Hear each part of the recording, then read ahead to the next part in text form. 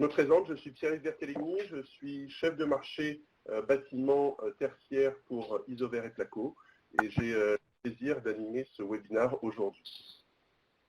Alors, de quoi allons-nous parler aujourd'hui?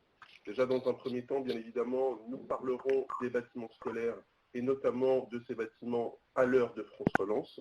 Qu'est-ce que ce programme de relance économique induit et engendre pour les bâtiments scolaires? Nous nous attarderons dans un second temps sur les défis de la rénovation des bâtiments scolaires et quelles sont les grandes tendances qui animent chacun de ces marchés-là, tant en construction neuve qu'en rénovation surtout. Et puis, dans un troisième temps, nous regarderons si un certain nombre de solutions Placo-Isover sont particulièrement adaptées pour ces bâtiments. Alors déjà, France Relance. 2 ans pour donner un nouveau souffle aux bâtiments scolaires. Parmi les bâtiments publics, les bâtiments scolaires sont tout particulièrement visés par ce programme France Relance, avec un plan d'investissement massif de 100 milliards d'euros. France Relance, pour rappel, c'est le programme de refondation économique, sociale et écologique du pays qui a été annoncé à l'automne dernier par les pouvoirs publics. Et la rénovation énergétique des bâtiments publics est l'un de ces piliers de ce programme. Concernant plus particulièrement les bâtiments scolaires à l'aune de France Relance, on a un budget volontariste. 4 milliards d'euros sur ces 100 milliards sont consacrés uniquement à la rénovation des bâtiments scolaires. Alors déjà, soulignons notamment l'éclatement du budget auprès d'un certain nombre de collectivités territoriales, selon leur domaine de compétences. Les crèches et les écoles sont gérées par les communes, les collèges sont gérés par les départements, les régions, quant à elles, administrent les lycées, et enfin, les universités sont gérées par le ministère de l'Enseignement supérieur. Donc une maîtrise d'ouvrage publique éclatée, ce qui traduit bien donc l'éclatement entre guillemets de ce budget entre les différentes collectivités territoriales.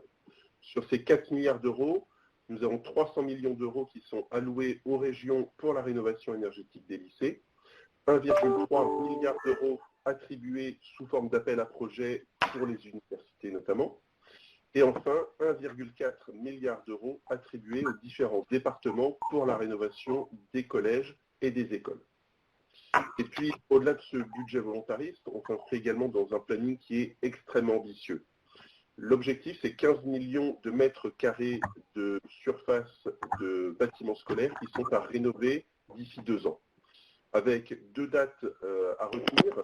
En 2021, la date butoir de notification des marchés.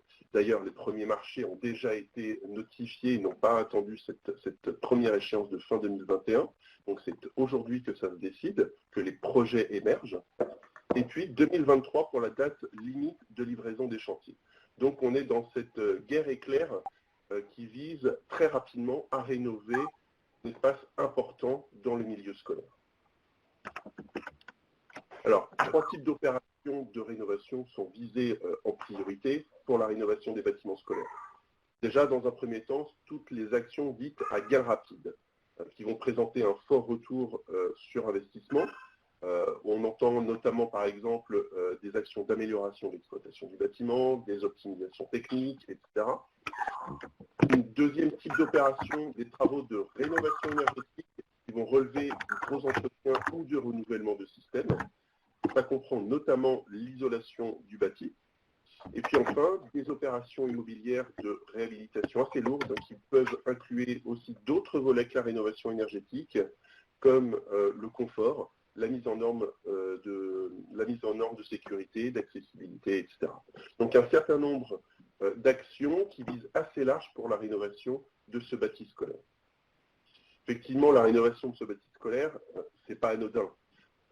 Les bâtiments scolaires, c'est à peu près le premier parc de bâtiments tertiaires publics en France. Ce sont près de 80 000 établissements scolaires différents, donc un foncier extrêmement important, qui représente quasiment 200 millions de mètres carrés. Ce sont 20% des bâtiments tertiaires en France. Et sur ces 190 millions, très précisément, de mètres carrés de surface de bâtiments scolaires, on a quand même à peu près 85% de bâtiments qui sont des établissements publics. Donc les collectivités territoriales que j'ai citées précédemment disposent d'un actif foncier extrêmement important. Toutefois, cet actif foncier est vieillissant. On voit bien sur le camembert Non, ça marche très mal. que Je peux l'avancer par téléphone. Pardon? Excusez-moi, est-ce que vous pouvez couper les micros tout au long de la présentation, s'il vous plaît? On répondra à toutes les questions juste après. Donc je vous disais, sur l'ensemble de ce parc, on a un parc qui est vieillissant. On a à peu près la moitié de ce parc, comme on peut le voir sur le graphique de droite, qui a été construit avant la première réglementation thermique qui date de 1974.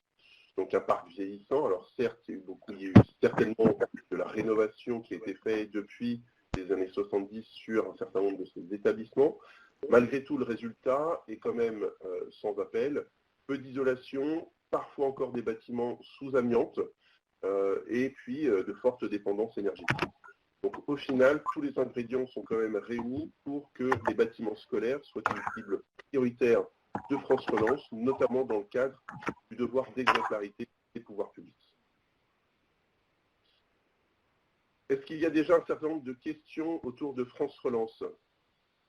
Alors, moi, Pierre, il y a des questions qui sont apparues à l'écrit déjà. Je vais déjà commencer par les questions qui sont à l'écrit. Oui. Tu nous as parlé pour la rénovation des bâtiments scolaires, des différents types de bâtiments. Qu'est-ce qu'il en est par rapport aux établissements privés? Alors, les établissements privés, ça représente à peu près 15% du parc, forcément. Donc, c'est un parc qui est beaucoup plus éclaté. Il y a peut-être beaucoup plus d'établissements, mais en termes de taille, ils sont beaucoup plus petits que les établissements publics. Ils ne sont pas directement visés et inscrits dans le programme de France Relance. Pour autant, il y a un certain nombre de ces établissements qui peuvent dépendre en partie des municipalités. Donc, il y a un certain nombre d'aides qui sont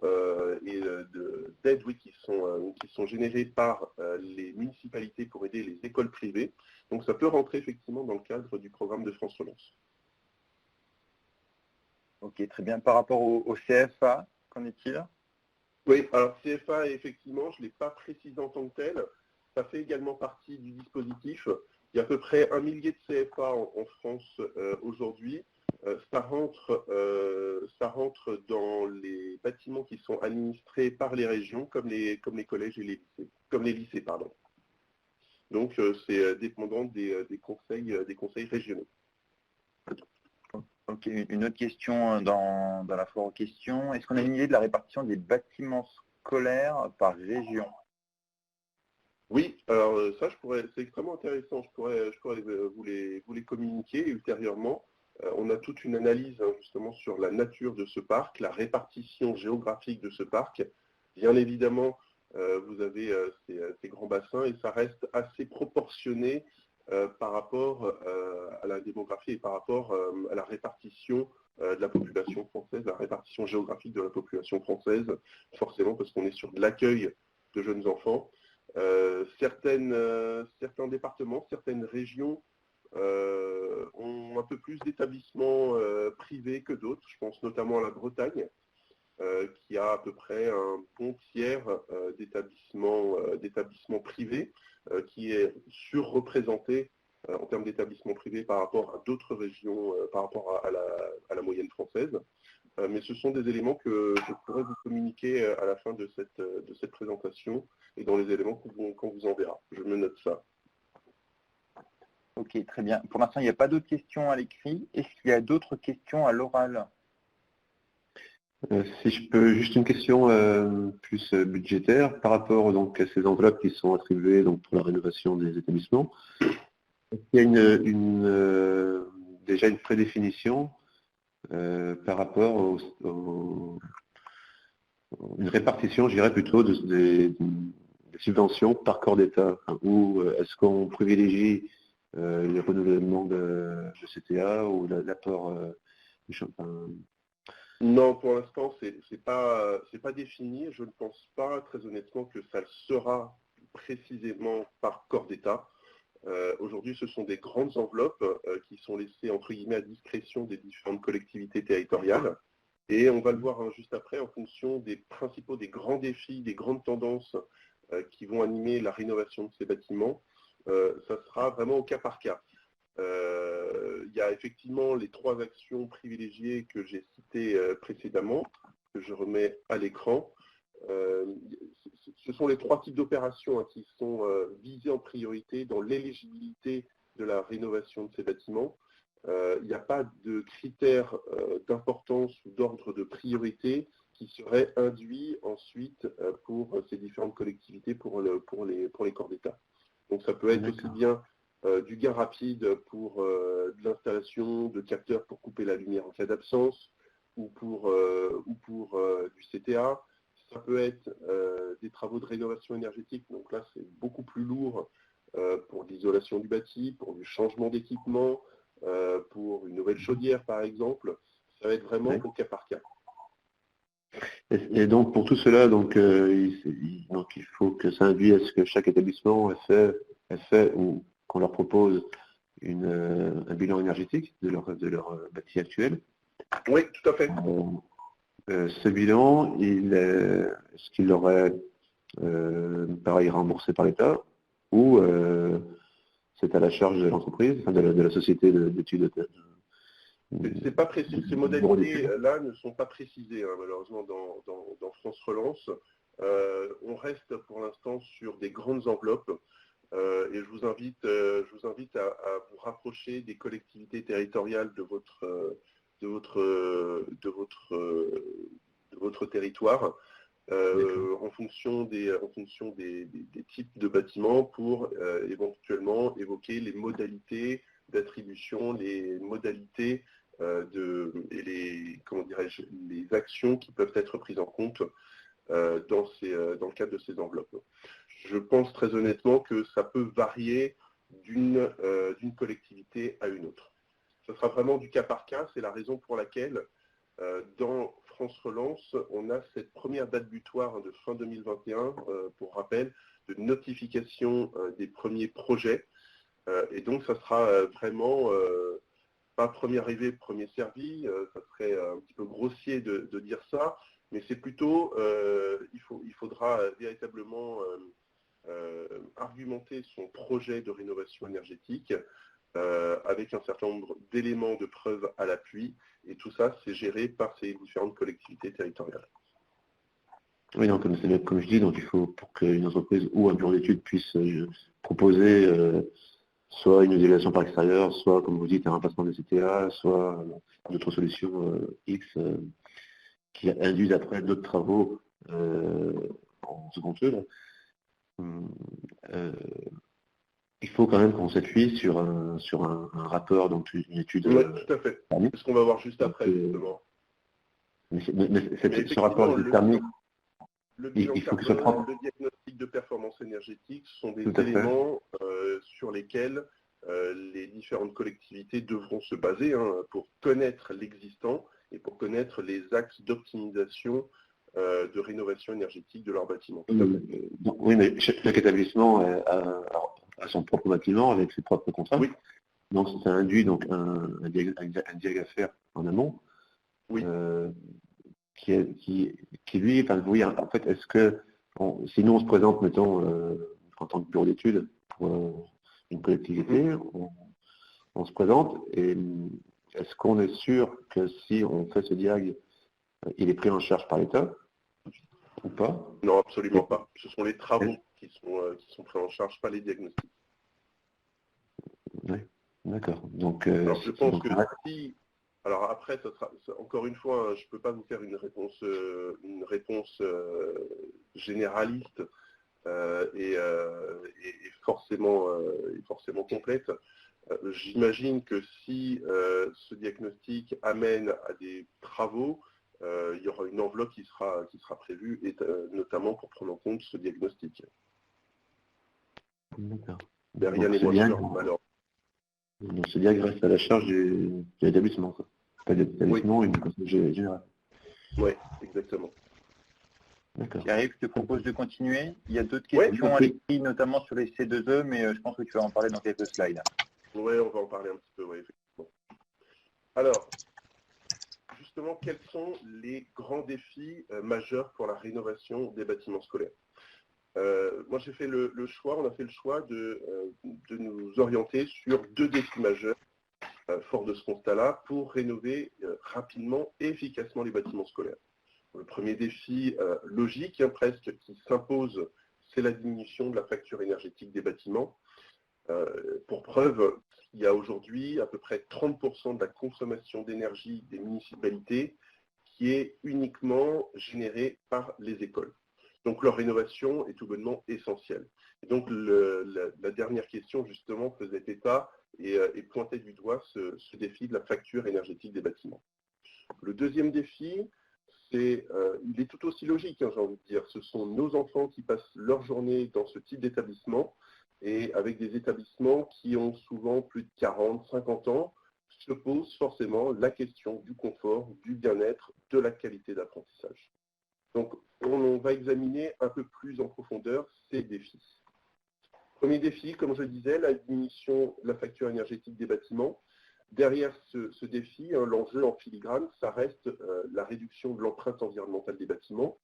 C'est d'ailleurs toute l'ambition des pouvoirs publics qui ont à gérer un parc immobilier qui est gigantesque, souvent vieillissant, comme on l'a déjà dit, et notamment pour respecter l'accord sur le climat.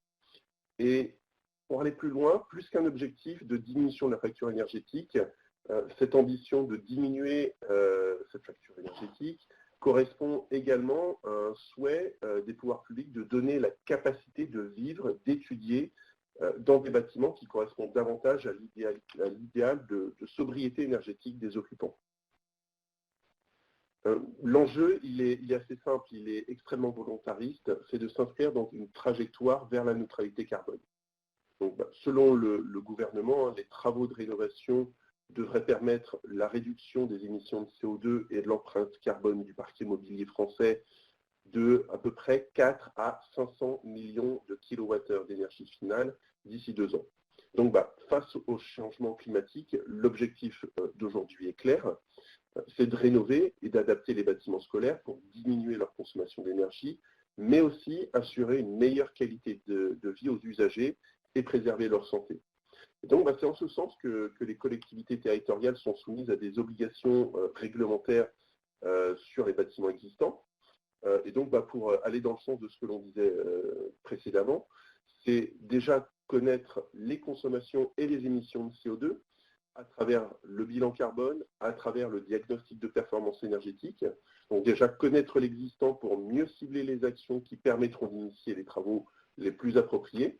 Donc d'ailleurs, point important, France Relance souligne notamment que les travaux de rénovation énergétique seront enclenchés en priorité pour les bâtiments qui permettront à minima 30% de réduction de consommation d'énergie. Donc d'où le fait de pouvoir s'inscrire et de pouvoir au préalable réaliser un DPE. Le deuxième point, c'est de pouvoir prendre en compte la réglementation thermique. Et puis, il y a un élément qui va chambouler un petit peu la donne dans les prochains mois et dans les prochaines années. C'est le remplacement de la réglementation thermique de 2012, qui sera cette réglementation environnementale, cette fois 2020.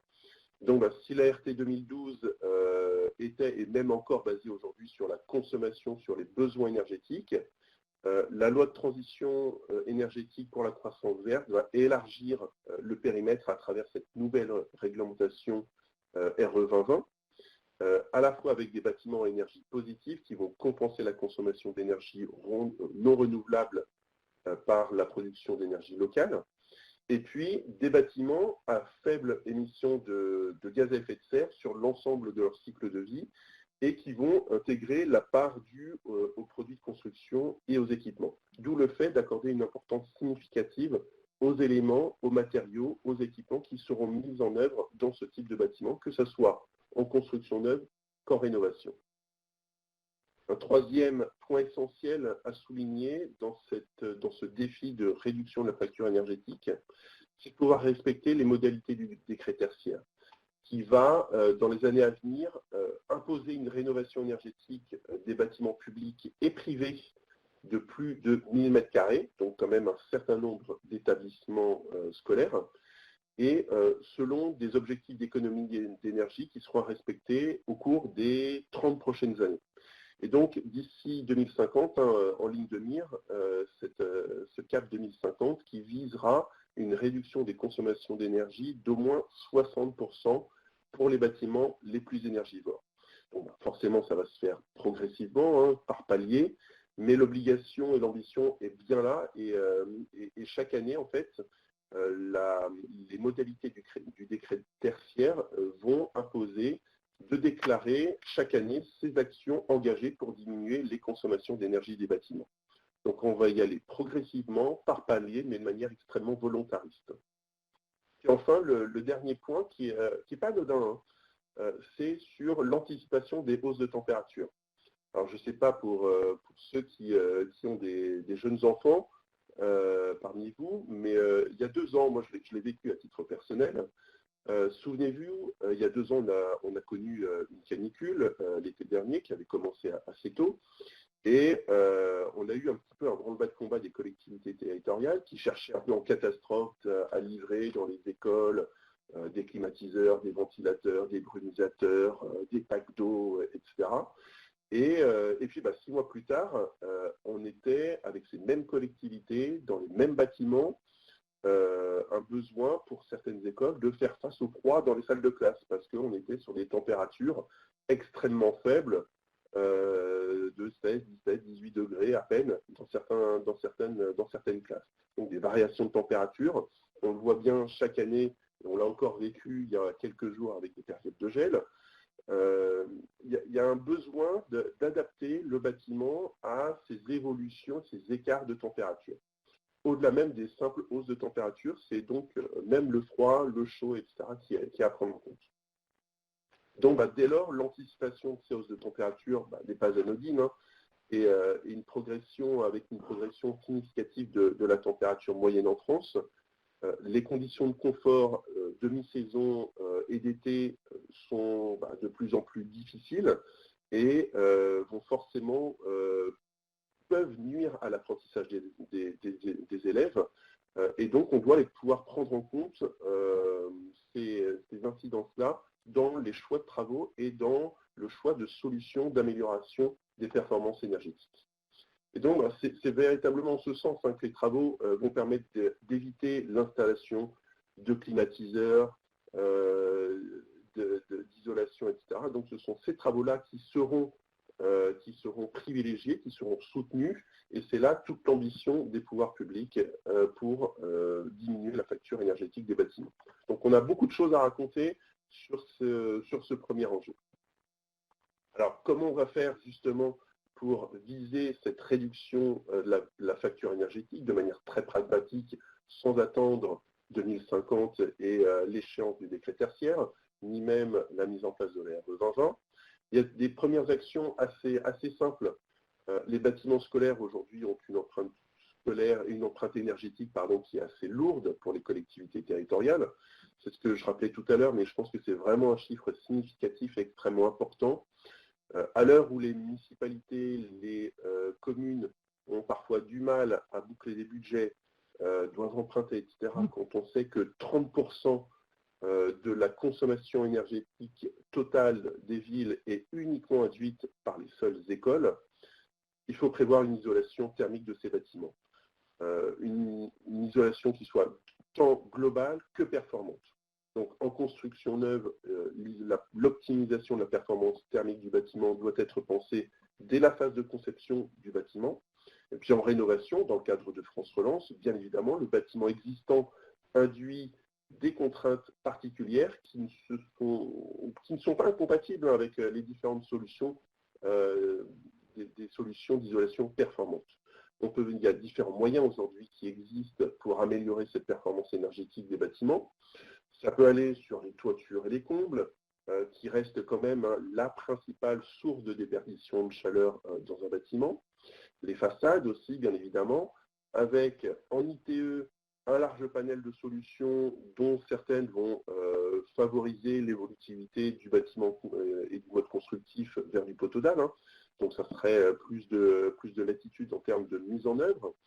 Et justement, je parle de cette façade F4 que vous voyez à l'écran, qui permet également d'avoir une grande liberté architecturale notamment sur le choix de parements extérieurs.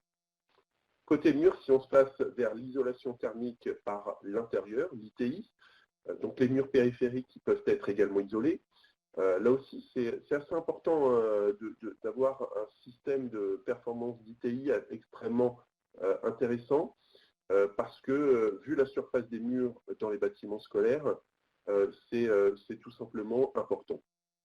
Et puis on en parlait un petit peu aussi tout à l'heure, les équipements, les chaufferies, le chauffage, la ventilation, bref, tous ces réseaux qui sont autant de sources de déperdition de chaleur à travers les réseaux, parce que ce sont des bâtiments assez grands en taille, et donc il convient de pouvoir bien isoler les différents conduits d'eau chaude sanitaire et de réseaux de ventilation, de manière à ne pas trop amoindrir la performance énergétique de ces bâtiments. En sous-sol aussi, il y a quelques bâtiments qui ont des sous-sols. N'oublions pas la sous-face de dalle qui mène soit sur des locaux techniques, sur des parkings, en souterrain. Ne pas négliger la performance et l'isolation thermique de ces locaux-là. Alors juste en images, en quelques instants, je voudrais vous partager un certain nombre de solutions côté Isover qui permettent, entre autres, de répondre à ce besoin de diminution de la facture énergétique. Donc c'est ce qu'on souligne, un certain nombre de solutions pour la performance énergétique. On parlait des façades, de la façade F4 pour une solution légère, qui est compatible bien évidemment avec des solutions en laine de verre comme ISO-Compact ou l'ISO-Façade 32. Les toits sur terrasse avec l'isolant en PSE et Psy-Toit, facile à mettre en œuvre, c'est extrêmement important. On néglige encore beaucoup les combles. On parle beaucoup des combles dans la maison individuelle pour le particulier, mais c'est également le cas dans ces établissements, avec de la laine à souffler ou de la laine déroulée. Puis dans les salles de classe, avec des systèmes Optima-Mur, avec de l'isolation, etc. Voilà. Plein de solutions qui sont mises à votre disposition, qui existent pour travailler sur la performance énergétique des bâtiments, notamment en rénovation. Et puis, j'ai envie de souligner ce bon réflexe du dispositif des C2E. Je le disais juste avant, les dispositifs des certificats d'économie d'énergie existent et on en parle beaucoup. Et d'ailleurs, c'est très bien qu'on le fasse pour les particuliers, pour rénover votre logement, votre maison, avec un certain nombre d'incitations et d'aides. Ce dispositif des C2E existe également pour les bâtiments tertiaires et notamment donc pour ces bâtiments scolaires. Et donc c'est la bonne nouvelle, ces bâtiments sont donc éligibles au certificat d'économie d'énergie. Pour rappel, juste ce dispositif des C2E qui a été mis en place par l'État et qui a véritablement pour but de favoriser la maîtrise de la demande énergétique via une prise en charge financière d'une partie du coût des travaux de rénovation. Et donc, lors de vos opérations de rénovation énergétique, vous pourrez ainsi percevoir une prime qui sera variable selon le type de bâtiment, selon la zone climatique, selon l'énergie de chauffage, selon la surface à isoler, etc. Donc, c'est extrêmement important de pouvoir s'appuyer sur ce dispositif avec un certain nombre de solutions qui sont éligibles au C2E et qui permettent de réduire de manière assez drastique et assez importante le coût de ces travaux-là. Donc c'est extrêmement important de pouvoir appuyer sur ce dispositif des certificats d'économie d'énergie. Que ce soit sur l'isolation des réseaux d'eau chaude, que ce soit sur l'isolation de combles perdus, ce sont les exemples que je vous montre ici, et on voit bien que dans certains cas, on peut avoir plus de la moitié des travaux, du coût des travaux qui peuvent être pris en charge grâce à ce dispositif. Donc, abusons-en, n'hésitons pas. Le deuxième défi, si la réduction de la facture énergétique est un enjeu majeur dans les établissements scolaires, ce deuxième défi s'impose assez naturellement aussi. C'est celui d'apporter plus de confort aux élèves et au personnel. Et donc, c'est extrêmement primordial de pouvoir prendre en compte parce que ce sont nos enfants qui habitent et qui vivent au quotidien dans ces bâtiments-là. Donc, envisager un bâtiment scolaire en fonction de son usage et des réels besoins des usagers est aujourd'hui une nécessité, hein. L'objectif, c'est de pouvoir ancrer les bâtiments scolaires dans l'enseignement de demain. Aujourd'hui, il y a de nombreux travaux de recherche qui ont révélé que certaines caractéristiques propres au bâti scolaire et à son aménagement peuvent avoir une influence sur la performance et sur le bien-être des élèves et sur leur capacité d'apprentissage. Donc, il est primordial de pouvoir intégrer cette composante dans la réflexion de toute construction ou de rénovation, de manière à ce que l'ensemble des occupants puissent travailler dans un cadre propice à l'apprentissage. Donc au final, on est quand même assez loin de la doctrine des années 60 où poussaient chaque jour ou presque des collèges paillerons. Je ne sais pas si vous vous souvenez de ces collèges paillerons. Alors autre temps, autre mœurs, on était véritablement dans le cadre d'une explosion démographique, le prolongement de la durée obligatoire de la scolarisation. Et donc, on a hérité de ces années 60-70 de bâtiments qui ont été très rapidement construits. C'était souvent des bâtiments structure métallique. Le confort était absolument pas un critère discriminant lors de la construction de ces bâtiments-là. Et d'ailleurs, juste petite parenthèse, malheureusement, un certain nombre de ces établissements sont rapidement partis en fumée. Ça avait fait les gros titres à l'époque. Et malheureusement, il y a eu des drames autour de la construction rapide de ces bâtiments-là. Voilà, aujourd'hui, toutefois, l'enjeu n'est plus du tout le même. On accueille au quotidien des millions d'enfants et de personnel dans ces établissements scolaires. Aujourd'hui, ces écoles sont de véritables lieux de vie, n'ayons pas peur de le dire, qui se veulent durables et agréables à vivre. Et donc, on est sur des besoins pédagogiques de l'école du XXIe siècle qui nécessitent une structure différente de celle des bâtiments construits au siècle dernier. Voilà, par exemple, les établissements scolaires doivent aujourd'hui permettre un certain nombre d'éléments, le travail en autonomie, la mise en place de pédagogie différenciée, du décloisonnement de disciplines, la pédagogie de soutien, des travaux collaboratifs, des activités extrascolaires, etc., etc., etc. Donc, en conséquence, on prête forcément une attention toute particulière à l'aménagement et à la modularité des espaces, à la lumière, à la qualité d'air intérieur, ou même encore au bruit.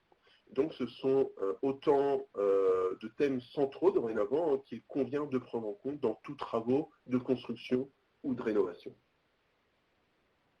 Le premier objectif lié au confort et au bien-être des élèves et du personnel dans ces écoles-là, c'est de pouvoir veiller à la qualité d'air intérieur. C'est assez basique, hein, parce que je vais enfoncer des portes ouvertes, mais aujourd'hui, on respire en moyenne 8 à 12 000 litres d'air par jour. On passe, on nous le dit, 85% de notre temps à l'intérieur des bâtiments chaque jour. Et parfois même, on ose nous dire que ces mêmes bâtiments ont un air intérieur qui est 5 à 10 fois plus pollué que l'air extérieur. Donc voilà. Il y a des polluants qui proviennent de différentes sources, que ce soit les matériaux, les équipements, le chauffage, le mobilier, les produits d'entretien, l'activité humaine, etc.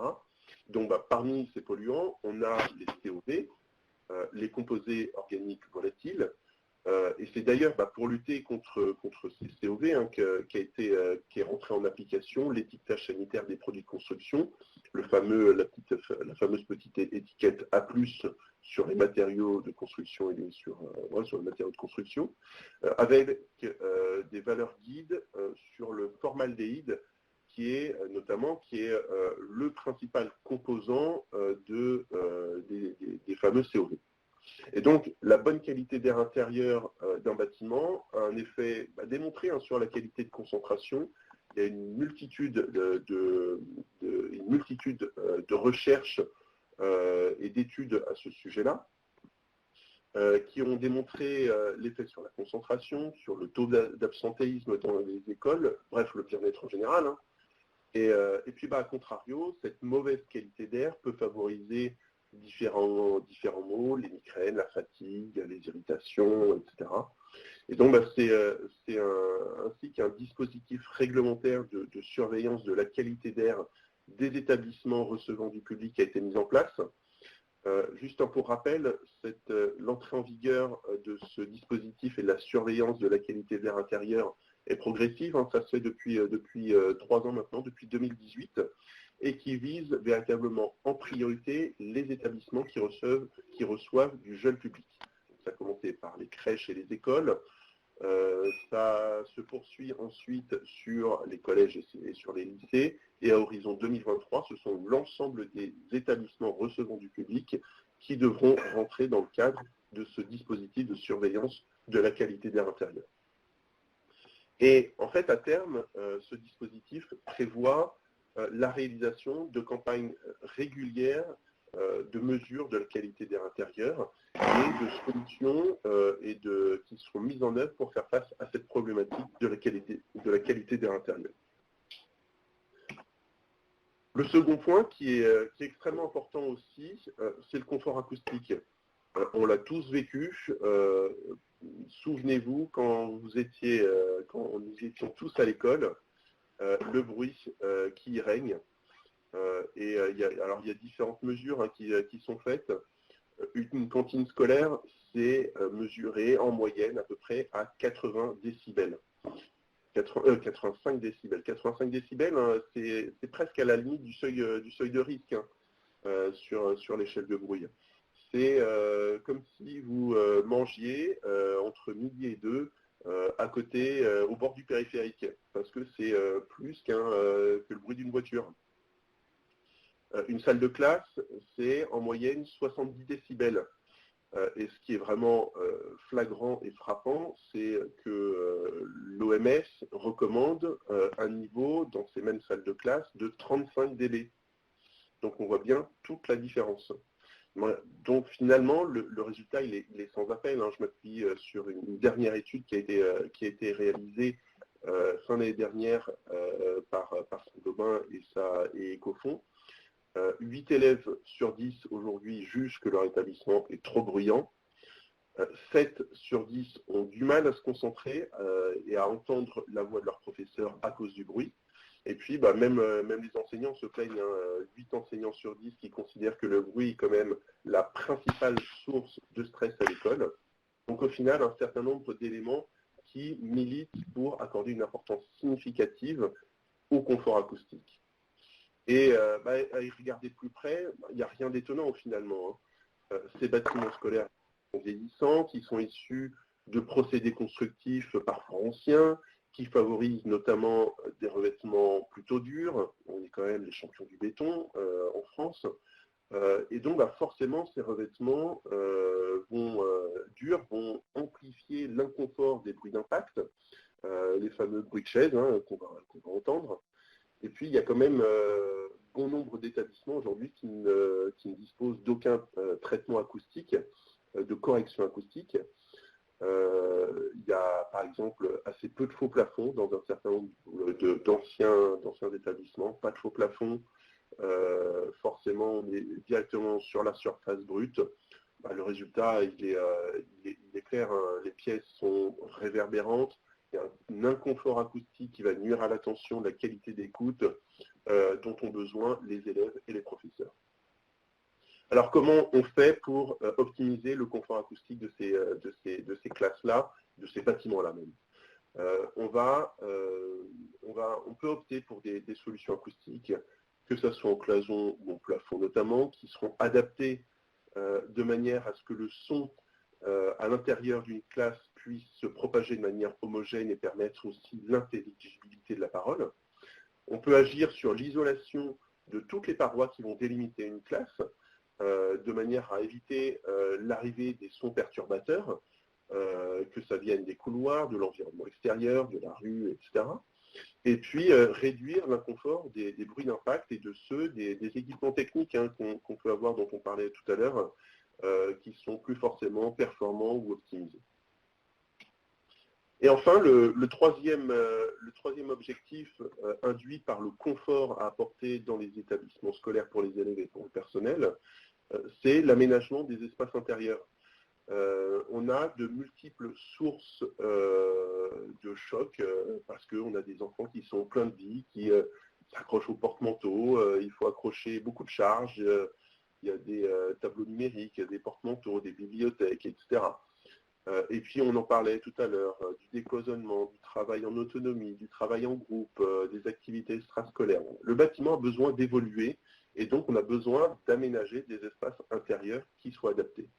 Et donc c'est davantage que de simples bâtiments, il s'agit véritablement de créer des lieux de vie avec des espaces qui sont dédiés à ces différents moments dans les activités extrascolaires, dans les moments de détente, dans les moments d'apprentissage, etc. En quelques images également, je vous propose une petite illustration simple des solutions les plus pertinentes qui répondent à cet objectif d'apport de plus de confort aux élèves et au personnel. Comme je vous le signalais, côté Placo, on a cette capacité de proposer un certain nombre de solutions qui résistent au quotidien, qui apportent du confort. On peut faire de l'aménagement intérieur comme extérieur, notamment dans la salle de classe, avec des solutions comme la Placo Geotech 25, qui va réduire de manière assez significative le bruit, les plafonds décoratifs et acoustiques. On va avoir des solutions, des plaques à très haute dureté qui vont permettre d'éviter tous ces bruits et tous ces chocs. On peut aménager, non pas dans des salles de bain comme c'est mentionné ici, mais dans des gymnases par exemple, un certain nombre d'équipements et plein d'autres solutions qui vont s'adapter aux besoins des différents occupants. Le bon réflexe aussi, pour finir sur ce deuxième défi, je voulais qu'on parle très rapidement du biosourcé. Aujourd'hui, ce n'est pas anodin, le biosourcé. C'est une demande qui est là, qui est bien présente. Je prendrai juste un exemple sur le biosourcé. Il y a un an à peine, la région Rhône-Alpes-Auvergne, deuxième région de France qui accueille des établissements scolaires, impose la construction bois, le biosourcé, pour toute construction d'établissements publics dans sa région. Pour tous les lycées, dorénavant, ça devrait être en construction ossature bois. Donc il y a cet effet d'annonce politique, mais derrière ça, il y a véritablement cette volonté d'inscrire le bâtiment dans un cadre propice. Et c'est la raison pour laquelle la rénovation qui va viser le confort et pour laquelle on va s'orienter vers des solutions qui sont performantes et qui sont reconnues. Ce réflexe biosourcé, il est assez intéressant, notamment, je pense, à cette nouvelle cloison Placo-Isonate avec une gamme biosourcée de panneaux flexibles en fibre de bois qui va obtenir des performances acoustiques et feu, bien évidemment, sous PV, assez intéressantes dans le cadre de la construction et de la rénovation de ce type d'établissement. Donc le petit réflexe biosourcé, ne l'oublions pas. Est-ce que vous avez, avant d'entamer cette toute dernière partie, un certain nombre de questions? Je ne sais pas si, Olivier, il y a quelques nouvelles questions qui sont apparues sur le chat. Oui, Pierre, tu m'entends? Oui. Alors, il y a quelques questions, on va aller relativement rapidement. Une question concernant le confort acoustique et une problématique qui nous a tous concernés quand on était à l'école. Est-ce qu'il y a des solutions concernant le bruit dû au déplacement des chaises et des tables? Oui, oui, évidemment, il y a des solutions, c'est ce que je soulignais. Le fait qu'on entende beaucoup d'une classe à une autre, l'une au-dessus de l'autre, par exemple, le bruit des chaises, le bruit des tables, etc., qu'on traîne, forcément, quand on est sur la dalle brute, c'est compliqué. Par contre, on va pouvoir réduire de manière assez significative ce bruit-là d'une classe à une autre, par exemple avec un faux plafond, qui va intégrer, je pense notamment aux gammes Gitone, Rigitone, chez Placo, qui peuvent réduire de manière assez significative. Donc vous pouvez vous appuyer sur des études, sur des essais avec des bureaux d'études acoustiques Et côté Placo, bien évidemment, on a un certain nombre de documentations et de solutions qui permettent d'y répondre. Au sein d'une classe aussi, hein, le fait de pouvoir choisir des revêtements qui sont appropriés, le fait de pouvoir mettre également du plafond décoratif et acoustique dans une salle de classe, le fait de pouvoir mettre une cloison entre deux classes mitoyennes, comme de la Duotech 25 par exemple, qui va réduire de manière assez significative, avec ce voile acoustique qui va réduire de manière assez significative le bruit, on a des solutions. Bon, après, on ne va pas tout éliminer, hein. Je l'ai vu il n'y a pas longtemps en visitant une école. Il y a aussi un petit réflexe qui est tout bête, c'est de mettre des balles de tennis trouées sous les pieds de chaise. Ça marche aussi. C'est le système D quand il n'y avait pas France Relance. Mais il y avait d'autres bruits malheureusement qui étaient induits. Ok, alors deux, trois petites autres questions. Juste pour reconfirmer au niveau des aides C2E, est-ce qu'elles sont bien cumulables avec France Relance? Oui, tout à fait. Donc ça, c'est ce qu'on a présenté tout à l'heure. Une autre petite dernière question, un peu plus technique, qui nous a été posée sur la pose de l'isolant entre montants qui crée des points thermiques structurels importants. Selon un de nos participants, est-ce qu'il est possible d'utiliser facilement la pose sur fourrure pour la rénovation? Oui, bien sûr. Oui, bien évidemment. Enfin, la pose sur fourrure n'est pas incompatible avec le confort acoustique, hein, bien évidemment. La gestion des ponts thermiques doit être étudiée de manière significative et de manière assez précise. Et donc, il y a un certain nombre de solutions. Et c'est la raison pour laquelle, on va le voir juste après, hein, vous pouvez vous appuyer en région sur une belle équipe de prescription, de chargés d'affaires, qui peuvent, en fonction de vos besoins, vous aider, vous guider sur les meilleures solutions à mettre en œuvre. Ok, une petite dernière sur le bon réflexe du penser biosourcé par rapport aux laines isovères. Donc, c'était plus pour rappeler que les laines isovères sont des laines de verre, des laines de roche. Les laines isonates sont bien des laines en fibre de bois. Et donc, pour le biosourcé, on pense plus isonate. Oui, tout à fait, oui. Si ce n'était pas suffisamment précis. Tout à fait. Merci pour cette précision. Est-ce qu'il y a d'autres questions à l'oral avant qu'on bascule sur la dernière partie de la présentation?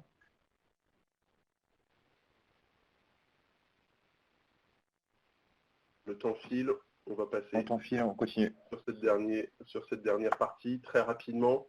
Donc, juste en conclusion, 3 points essentiels à retenir dans le cadre de la rénovation des bâtiments scolaires. Premièrement, une enveloppe budgétaire qui est ambitieuse. La gestion des dotations départementales et régionales se décide maintenant, tout de suite. Les premiers projets sont d'ailleurs déjà sélectionnés avec cet horizon fin 2021. C'est le deuxième point. C'est ce planning qui est serré, qui va permettre d'accélérer rapidement le démarrage des chantiers. Et enfin, le troisième point à retenir, c'est qu'on a besoin de solutions qui répondent à des attentes spécifiques du secteur. On l'a vu, que ce soit la résistance au choc, que ce soit la performance énergétique, que ce soit le bien-être et le confort des occupants, on doit pouvoir s'appuyer sur ces attentes-là pour proposer des travaux de rénovation qui soient performants. Isover et Placo vous accompagnent vers des bâtiments durables au service des générations futures.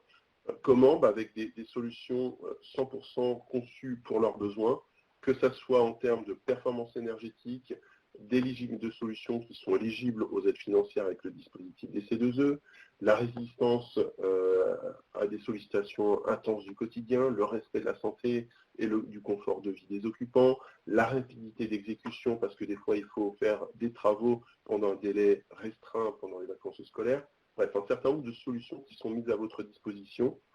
Et pour vous éclairer et vous guider dans vos projets de rénovation de bâtiments scolaires, et aussi en termes de construction neuve, 3 outils à votre disposition que vous pourrez retrouver sur nos sites internet et à l'issue de cette présentation. Déjà, premièrement, un livre blanc qui offre un décryptage sur les grandes tendances du marché des bâtiments scolaires et des points vitaux à prendre en compte dans le cadre de travaux. Une matrice des meilleures solutions Isover et Placo, et donc celles qui sont tout particulièrement adaptées pour répondre aux enjeux que nous venons d'aborder. Et enfin, une brochure synthétique qui va offrir notamment un éclairage sur les obligations réglementaires qui régissent la construction et la rénovation des établissements scolaires et qui va présenter de manière assez claire et synthétique ces meilleures solutions, isovert et placo, adaptées à ces différentes contraintes. Et puis, bien évidemment, enfin, pour vous accompagner au quotidien, je vous le disais tout à l'heure, répondre à vos questions, notamment les plus techniques, je vous mets ici l'ensemble de vos contacts en région, de notre équipe prescription, des chargés d'affaires, qui est disponible, qui est à votre écoute et qui peut vous accompagner dans le cadre de vos projets et de vos travaux. Voilà, je vous remercie pour votre attention. Je ne sais pas s'il y a des dernières questions, Olivier. J'espère que ce webinaire aura été instructif et éclairant pour chacun d'entre vous. En tout cas, vous recevrez l'ensemble de ces éléments-là par mail à l'issue de la présentation. Effectivement, on aura un email qui vous sera envoyé avec un lien vers le replay de ce webinaire. On essaiera également de voir comment on peut faire pour répondre à toutes les questions qui ont été posées dans la foire aux questions qui n'ont pas été répondues dans le cadre de ce webinaire. Merci à tous, merci de votre participation. Merci Pierre-Yves. Merci à vous, merci Olivier, merci à tous, bonne journée et à très bientôt. Bonne fin de journée, au revoir. Au revoir.